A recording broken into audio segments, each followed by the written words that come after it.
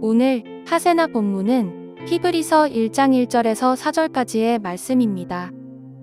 하나님께서 옛날에는 예언자들을 통하여 여러 번에 걸쳐 여러 가지 방법으로 우리 조상들에게 말씀하셨으나 이 마지막 날에는 아들을 통하여 우리에게 말씀하셨습니다.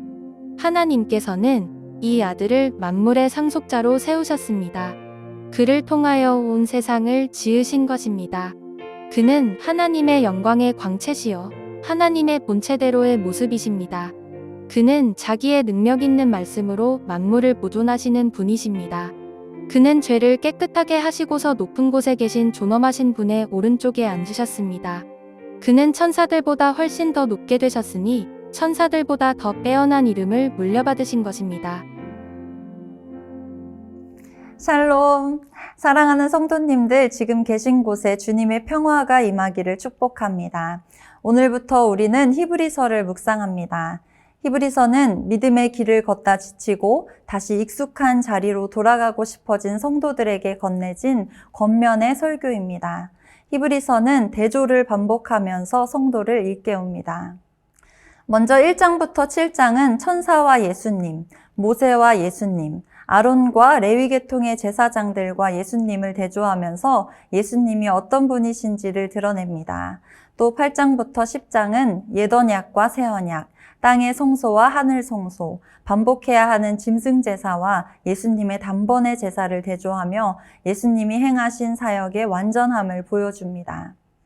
이러한 대조를 바탕으로 10장 후반부부터는 성도가 선택해야 할 삶의 태도를 말합니다.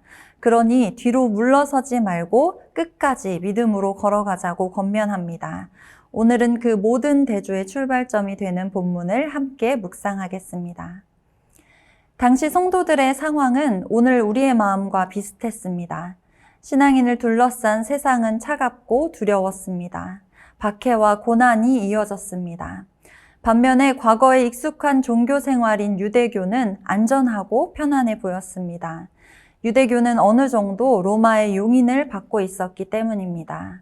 현실의 두려움과 과거의 익숙함이 성도들 안에 밀려오면서 마음속에 적당히 타협하고자 하는 유혹이 들 때 히브리서의 권면이 주어집니다. 힘든 현실을 이기는 방법은 과거로 도망치는 것이 아니라 지금 나와 함께 하시는 예수님이 얼마나 위대한 분이신지를 다시 확인하는 것입니다. 히브리서는 우리가 믿는 예수님이 어떤 분이신지를 하나하나 설명합니다. 이 충호들의 의미를 깊이 묵상해 보십시오. 먼저 예수님은 만유의 상속자이십니다. 로마법이나 유대법에서 상속자는 아버지가 가진 모든 권한과 소유의 합법적 계승자를 의미합니다. 세상은 로마 황제의 것 같아 보이지만 법적인 진짜 소유주는 예수 그리스도이십니다. 성경은 세상이 예수 그리스도의 것이라고 선포합니다. 또 예수님은 세계를 지으신 창조주이십니다. 여기서 세계로 번역된 헬라어는 공간이 아니라 시간과 시대를 뜻합니다. 주님은 눈에 보이는 물질 세계뿐만 아니라 우리가 겪는 시대와 시간까지 창조하신 분입니다. 그러므로 성도가 겪는 고난의 시간조차 우연이 아니라 창조주이신 주님의 손안에 있습니다. 또 예수님은 영광의 광채이십니다. 태양과 햇빛을 분리할 수 없듯이 하나님과 예수님은 본질적으로 하나이십니다. 예수님은 본체의 형상이십니다. 형상은 도장을 찍었을 때 남겨진 선명한 자국을 의미합니다. 도장 자국이 원본과 똑같듯이 나사렛 예수님을 보는 것은 보이지 않는 하나님을 보는 것과 같습니다. 예수님은 능력의 말씀으로 붙드시는 분입니다. 여기서 붙드신다는 말은 목적지를 향해 이끌고 간다는 의미를 가지고 있습니다. 주님은 세상을 창조해놓고 방관하는 분이 아닙니다. 주님은 우리의 삶을 포기하지 않고 구원의 완성까지 지금도 이끌고 계십니다. 지금까지의 내용들이 예수님의 존재에 대해서 알려준다면 다음 두 구절은 예수께서 하신 사역을 나타냅니다. 예수께서 우리를 위해 하신 일은 더욱 놀랍습니다. 예수님은 우리의 죄를 정결하게 하는 일을 하셨습니다. 구약의 제사장들은 짐승의 피로 죄를 덮으려 애썼지만 그것은 임시방편이었습니다. 하지만 예수님은 십자가의 보혈로 죄를 단번에 씻으셨습니다. 죄가 하나님과 우리 사이를 더 이상 막을 수 없게 하셨습니다. 또 예수님은 높은 곳에 계신 지극히 크신 이의 우편에 앉으셨습니다.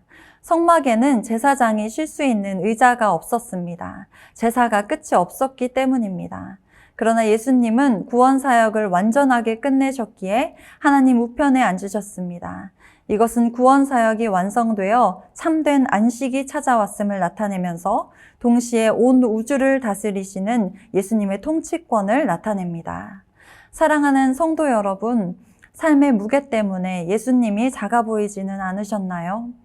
예수님이 나의 모든 시간을 지으셨다, 붙드신다는 사실이 내가 겪고 있는 현재의 힘든 시간에 대해 어떤 위로를 줍니까? 나의 신앙생활은 죄책감에 시달리며 불안해하는 서 있는 신앙입니까? 아니면 십자가의 완전함을 믿고 주님 안에서 안식하는, 앉아 누리는 신앙입니까?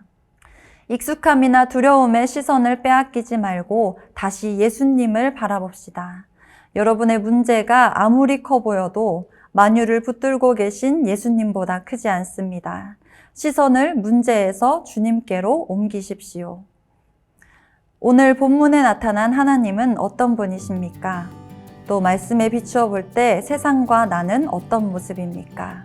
깊은 묵상의 자리로 나아가시기를 축복합니다.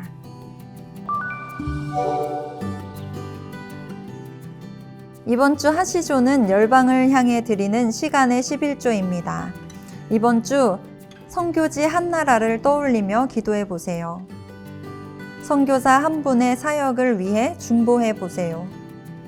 다른 문화와 사람을 존중하는 마음을 가져보세요. 전쟁과 분쟁 가운데 있는 나라를 위해 기도합시다. 오늘 내 삶의 자리에서 복음의 향기를 드러내 보세요.